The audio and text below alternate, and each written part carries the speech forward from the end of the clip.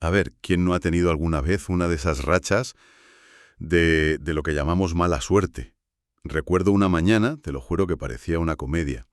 Primero, el café, recién hecho, se me cae encima de la única camisa limpia que tenía. Uf, eso es un clásico. Salgo corriendo, pierdo el autobús por segundos. Llego a la oficina, por fin, y el servidor principal, caído. Y ahí te paras y piensas, ¿de verdad? ¿Hay alguien ahí arriba apuntándome? Es una sensación muy universal esa. Totalmente. Pero, ¿y si esa conspiración no viniera de fuera? ¿Y si de alguna forma que no entendemos la estuviéramos buscando nosotros mismos? Esta es la idea que es tan fascinante como, la verdad, un poco inquietante, que vamos a analizar hoy. Tenemos un texto de Hernando Bernal, Autocastigo y mala suerte, y nuestra misión hoy es meternos de lleno en sus implicaciones, ver si podemos desentrañar este concepto del psicoanálisis de que, en el fondo, tenemos como una voluntad de castigarnos. Yo creo que la palabra clave que usa Bernal y que lo cambia todo no es tanto voluntad, sino necesidad. Necesidad. Una necesidad de castigo. Es un matiz, pero es que es fundamental. El texto nos invita a cambiar el chip, a dejar de ver la mala suerte como un accidente, algo externo, y empezar a verla como casi como una solución, una especie de válvula de escape que nuestra psique encuentra para una presión interna que no sabemos gestionar. Y para entender esa presión, el texto nos mete de lleno en el primer campo de batalla, que es la conciencia moral. Sí, eso fue lo primero que me enganchó. La describe con una dualidad que es casi esquizofrénica. Bernal señala que cuando la vida nos va bien, cuando tenemos éxito, nuestra conciencia moral es sorprendentemente laxa, casi como una amiga. Sí, muy comprensiva. Pero en el momento en que nos golpea lo que él llama la desventura, un fracaso, una pérdida, esa misma conciencia se convierte en un fiscal implacable. Exacto. Se convierte en un tirano. Y lo que es contraintuitivo es que su dureza aumenta justo cuando más vulnerables estamos. La lógica te diría que la conciencia debería consolarnos en los malos momentos, ¿no? Pues el texto dice que hace justo lo contrario. Cito la idea. Impone sacrificios y castigos mediante mortificaciones y recriminaciones.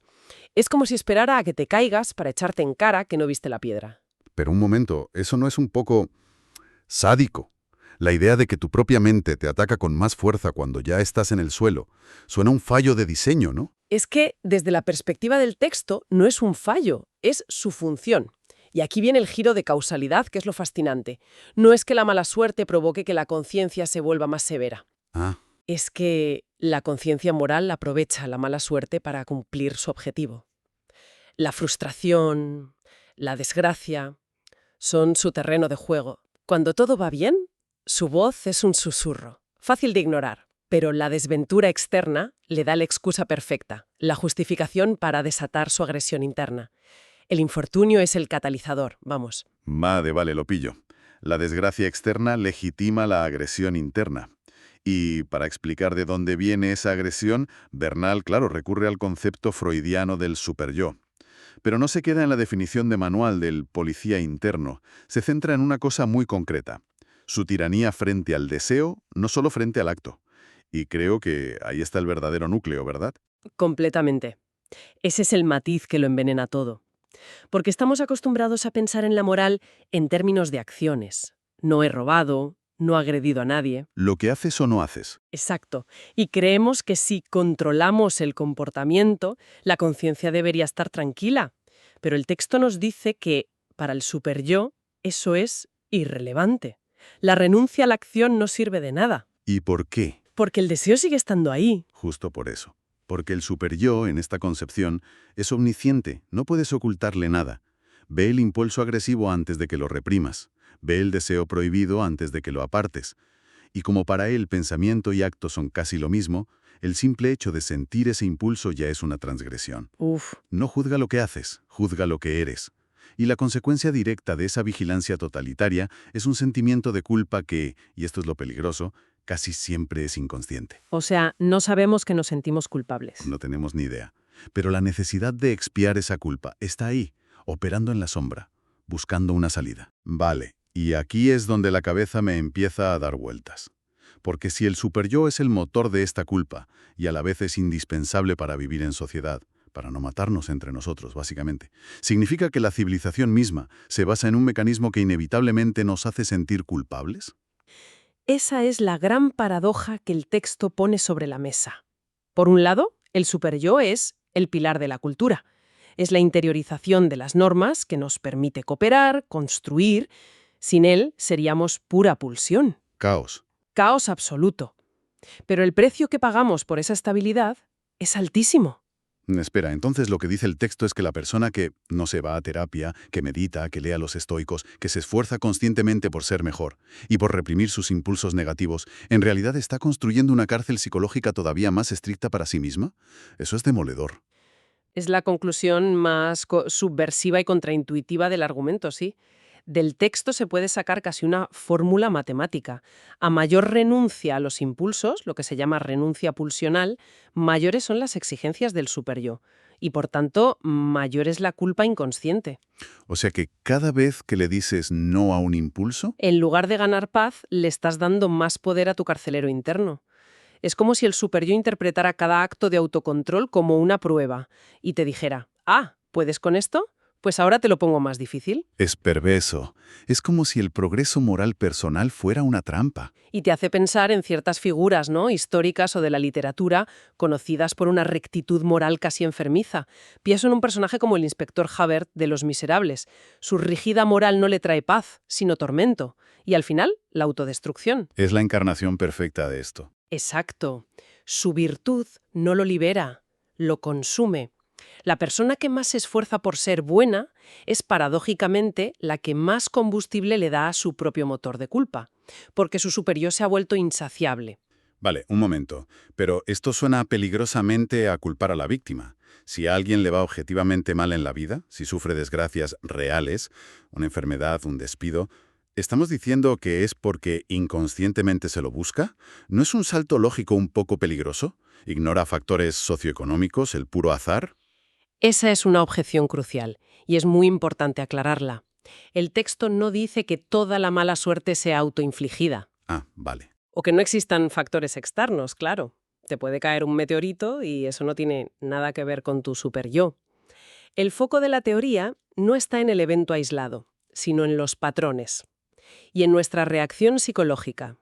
Se centra en esas rachas, en esas situaciones repetitivas de autosabotaje que desafían toda lógica. ¿Por ejemplo? La persona que sistemáticamente elige parejas que le hacen daño, el profesional brillante que siempre comete un error justo antes de un ascenso. Ahí es donde esta teoría ofrece una explicación. No se trata de un único evento, sino del patrón que revela una necesidad inconsciente de fracaso, de castigo. La mala suerte se convierte en el escenario donde se representa un drama interno. De acuerdo. Ese matiz es clave. Son los patrones, no los hechos aislados. Entonces, si juntamos todas las piezas, el puzzle que se forma es bastante oscuro, ¿eh? Tenemos una naturaleza con deseos que no podemos evitar. Tenemos una instancia interna, el superyo, que nos juzga sin piedad por tenerlos. Ese juicio genera una culpa inconsciente, una deuda que no sabemos que tenemos. Y como toda deuda, exige que la pagues. Y la mala suerte es una de las monedas con las que se paga esa deuda. Es un mecanismo perfecto. Nos permite recibir el castigo que sentimos que merecemos sin tener que asumir la responsabilidad consciente. Es más fácil decir qué mala suerte tengo Que admitir he orquestado esto para aliviar una culpa que no entiendo. Justo. El autosabotaje es el acto de penitencia anónimo. El círculo vicioso es perfecto. Y esto nos lleva a la conclusión del texto, que eleva el problema del individuo a la especie entera. Cita la opinión de Freud, de que el problema más importante del desarrollo de la humanidad es el sentimiento de culpa, que al principio suena a exageración, pero después de este análisis empieza a tener un sentido aterrador. Totalmente. Porque lo que implica es que este conflicto no es una anomalía, sino que es la norma. Es la consecuencia inevitable del pacto que hicimos para vivir en sociedad. El precio de la civilización. El precio de la civilización es esta neurosis fundamental. Para construir un mundo externo ordenado, hemos tenido que crear un mundo interno en perpetua guerra civil. No es un fallo del sistema, es una característica del sistema. Vivir civilizadamente es vivir con una culpa estructural que busca manifestarse, ya sea como ansiedad, como depresión o, como hemos hablado, convirtiéndonos en los arquitectos de nuestra propia desgracia. Qué potente. Recapitulando, ha sido un viaje intenso.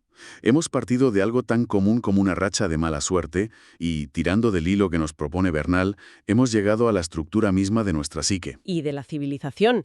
Hemos visto cómo la conciencia moral se comporta como un juez que se ensaña con el caído. Y cómo el superyo, ese pilar de la sociedad, nos condena no por nuestros actos, sino por nuestros pensamientos más íntimos, generando una culpa silenciosa, pero todopoderosa.